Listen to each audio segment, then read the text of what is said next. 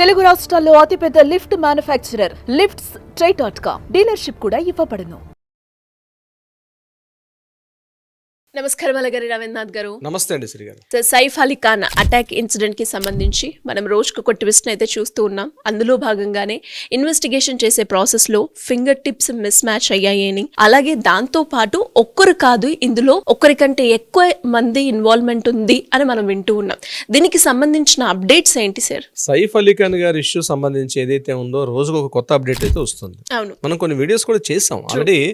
మనం ఏదైతే ముందు డౌట్ పడుతూ వస్తున్నామో దీనికి సంబంధించి రకరకాల స్పెక్యులేషన్స్, రకరకాల డౌట్స్ ఏదైతే మనం మాట్లాడడం జరిగిందో దీనికి కంటిన్యూస్గా ఇది ఒక డైలీ సీరియల్ లాగా అయిపోయింది. చివరికి పబ్లిక్ని ముంబై పోలీసులు ఏమైనా పిచ్చోళ్ళు చేస్తున్నారా అన్నట్టుగా తయారైంది పరిస్థితి. ఎందుకంటే ఎవరైతే వీళ్ళు ఐడెంటిఫై చేసినటువంటి ఒక నిందితుడిగా అనుమానిస్తున్నటువంటి వ్యక్తి ఎవరైతే ఉన్నారో మహమ్మద్ అష్రఫుల్ అహ్మద్ అని, ఇతను బంగ్లాదేశ్ జాతీయుడు అని చెప్తున్నటువంటి వీళ్ళందరూ కూడా ఈ రీసెంట్గా నిర్ణయం జరిగిందంటే మొత్తం 19 సెట్లు ఫింగర్ ప్రింట్స్ తీసుకున్నారు. ఆ ఎక్కడైతే సంఘటనా స్థలం జరిగిందో సైఫ్ అలీ ఖాన్ గారి ఇంట్లో ఆ సెట్స్తో వీళ్ళని కంపేర్ చేసినప్పుడు అందులో 11 నుంచి 12 సెట్ల వరకు అసలు ఎక్కడ కూడా మిస్ మ్యాచ్, అంటే ఎక్కడ కూడా మ్యాచ్ అవ్వలేదట వాళ్ళ ఫింగర్ ప్రింట్స్. అంటే వీళ్ళు పట్టుకుని ఇప్పటికే ముగ్గురిని పట్టుకున్నారు. అందులో ఇద్దరిని ఐడెంటిఫై చేసి వీళ్ళు కాదని చెప్పి పంపించేశారు. చిట్ట చివరిగా థర్డ్ పర్సన్ పట్టుకున్నారు. ఈ థర్డ్ పర్సన్ని ఐడెంటిఫై చేసిన తర్వాత కూడా ప్రధాన డౌట్ ఏంటంటే ఎవరైతే వీళ్ళు ఫుటేజ్ రిలీజ్ చేశారో సీసీటీవీ ఫుటేజ్, ఆ సీసీటీవీ ఫుటేజ్లో ఉన్న వ్యక్తి ఇప్పుడు ఐడెంటిఫై చేసిన వ్యక్తి ఇద్దరు ఒకటి కాదని చెప్పి ఆల్రెడీ మాట్లాడుతున్నారు.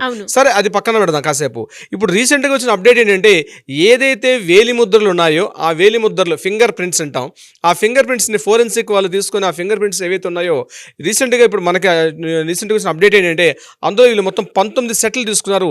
ఆ 19 సెట్లో కూడా 12 సెట్ల పైబడి ఎక్కడ కూడా మ్యాచ్ అవ్వలేదు అని సిస్టమ్ జనరేటెడ్గా ఉన్నటువంటి ఆ సిస్టమ్ చెప్పిందని మనకు కొంత ఇన్ఫర్మేషన్ కూడా బయటకు వస్తుంది. అయితే ఇప్పుడు ఈ పట్టుకున్న పర్సన్ కూడా ఇతను ఇప్పుడు అవునా కాదా అని డౌట్ రైజ్ అవుతుంది. దీనికి తగ్గట్టుగా ఇంకొక ప్రశ్న ఏంటంటే ఏదైతే ఆ ఇన్సిడెంట్ జరిగిందో ఆ రోజు సైఫ్ అలీ ఖాన్ గారి యొక్క ఒంటి మీద బ్లడ్ మరకలు, ఏవైతే రక్తపు మరకలు ఉన్నాయో ఆ రక్తపు మరకలు షర్టు ప్యాంట్స్ కూడా రీసెంట్గా పోలీసులు స్వాధీనం చేసుకున్నారు. ఆ స్వాధీనం చేసుకున్నప్పుడు ఆ రక్తపు మరకలు ఫోరెన్సిక్ ల్యాబొరేటరీ పంపించినప్పుడు తెలిసిన కొత్త విషయం ఏంటంటే అందులో ఒక వ్యక్తి కాకుండా ఒక వ్యక్తి కన్నా ఎక్కువ మంది వ్యక్తులు కూడా ఇందులో పార్టిసిపేట్ చేశారు అన్నటువంటి అనుమానం కూడా ఇందులో లభిస్తుంది.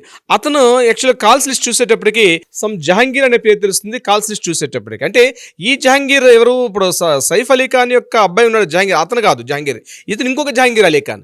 ఈ జహాంగీర్ అలీ ఖాన్ అన్నటువంటి పర్సన్ ఇందులో పార్టిసిపేట్ చేశాడు. ఈ యొక్క అష్రఫుల్ అహ్మద్తో పాటు అతను కూడా పార్టిసిపేట్ చేశారని చెప్పి కాల్స్ లిస్ట్లో ఇంకొక పేరు కూడా బయటకు రావడం జరిగింది.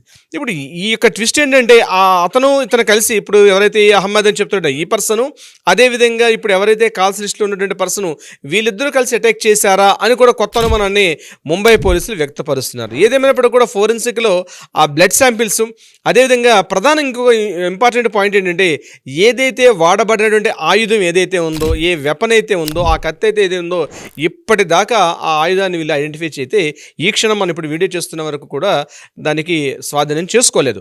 దీనికి సంబంధించి పోలీసులు ఆల్రెడీ కోర్టు ముందు ప్రవేశపెట్టినప్పుడు కోర్టులో రిమాండ్ అతనికి జనవరి 29 వరకు కంటిన్యూషన్ చేశారు. అయితే పోలీసులు చెప్పింది ఏంటంటే మా ఇంటరాగేషన్లో ఇతను పూర్తిగా మమ్మల్ని సహకరించడం లేదు, మమ్మల్ని ఇతను కోఆపరేట్ చేయట్లేదని చెప్పి కోర్టు ముందు పోలీసులు కూడా వ్యక్తపరచడం జరిగింది. అంటే ఏదైతే పొద్దున ఆయుధం వాడారు ఇప్పటిదాకా ఆ యొక్క షార్ప్ ఎడ్జ్ ఉన్నటువంటి ఆ యొక్క నైఫ్ అన్నది ఈ క్షణం దాకా వాళ్ళు హ్యాండ్ ఓవర్ చేసుకోకపోవడం, రెండవది కోర్టులో ఇతను మాకు సపోర్ట్ చేయట్లేదని చెప్పడం, ఇంకొకటి ఏంటంటే బ్లడ్ శాంపిల్స్ చూస్తున్నప్పుడు రక్త పరీక్షలు నమూనా చూసినప్పటికీ ఇతను కాకుండా ఇంకొక వ్యక్తి ఎవరైనా పార్టిసిపేట్ చేశారన్నటువంటి అనుమానం రావడం కూడా జరుగుతుంది. అంటే ప్రతి క్షణం కూడా ప్రతిదీ కూడా అనుమానంగా ఉంటుంది వీళ్ళు చేసిన దాంట్లో.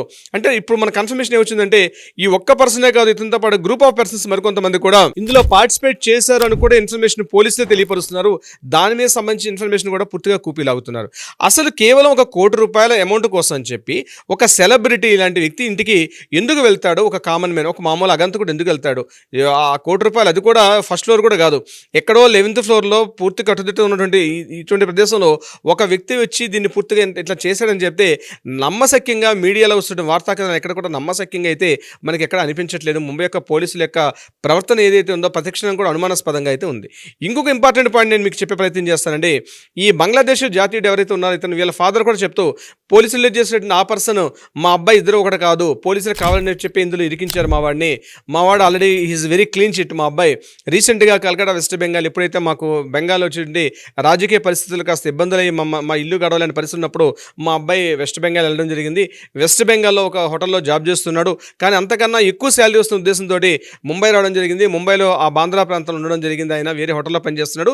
అక్కడ తను చేసిన పనికి మెచ్చి కూడా ఆ మేనేజ్మెంట్ కూడా రీసెంట్గా ఒక రివార్డ్ ఇచ్చారు. మా వాడు దీనికి సంబంధం లేని వ్యక్తి అని చెప్పి కూడా చెప్పడం జరుగుతుంది. అంటే ఈ వార్తా కథనాలు మాట్లాడుతున్నప్పుడు సందర్భంలో కరీనా కపూర్ యొక్క పాత్ర ఏది ఎంతవరకు ఉంటుంది, కరీనా కపూర్ గారి యొక్క పాత్ర కూడా కొంత సస్పెక్ట్ చేస్తూ మీడియాలో ఒక్కసారి ఉవ్వెత్తున వార్తా కథనాలు పెరిగినప్పుడు దీన్ని కౌంటర్ పాయింట్ చేస్తూ ట్వింకిల్ కన్నా యాక్టర్ ఆవిడ కూడా ఒక ట్వీట్ చేశారు. అసలు ఇటువంటి పరిస్థితుల్లో ఒక ఫ్యామిలీకి ఒక ఫ్యామిలీని పాయింట్అవుట్ చేస్తూ, ముఖ్యంగా కరీనా కపూర్ని పాయింట్అవుట్ చేస్తూ ఇట్లాంటి వార్తా కథనాలు రావడం కరెక్ట్ అయిన విషయం కాదు. నేను కరీనా కపూర్ని నేను సపోర్ట్ చేస్తున్నాను, ఆవిడ ఇలా చేసి ఉండదని చెప్పి ట్వింకిల్ కన్నా కూడా మాట్లాడడం జరుగుతుంది. దీని మీద బాలీవుడ్లో ఉన్నటువంటి మిగిలిన సినిమా యాక్టర్లు ఎవరు కూడా దీన్ని ఎవరు పట్టించుకోలేదు. అంటే ఇది కేవలం వాళ్ళ ఫ్యామిలీకి సంబంధించిన ఇష్యూస్ తప్పించి ఇది ఇండస్ట్రీకి సంబంధించింది కాదంటే చాలా వరకు దూరంగా ఉన్నారు బాలీవుడ్ ఇండస్ట్రీ మొత్తంలో చాలా పెద్దలందరూ కూడా.